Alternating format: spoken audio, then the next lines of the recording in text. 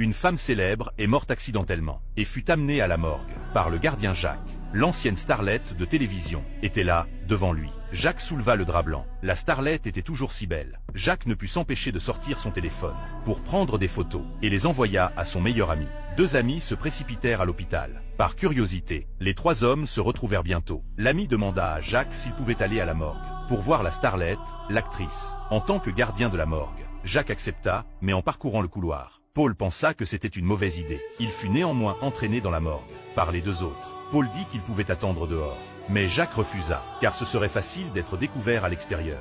Jacques souleva le drap blanc du corps d'Anna. La beauté d'Anna les avait captivés. Maintenant que le corps avait été vu, Paul suggéra qu'ils partent immédiatement. Sinon ce serait catastrophique s'ils étaient découverts. Mais Marc ne voulait pas partir si tôt. Jacques dit aussi qu'il était le seul à pouvoir entrer ici. 10 minutes plus tard, Marc sortit de la morgue, satisfait. Jacques, agité, entra à son tour.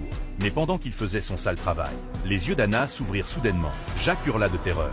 Les deux hommes dehors entendirent le bruit et se précipitèrent à l'intérieur.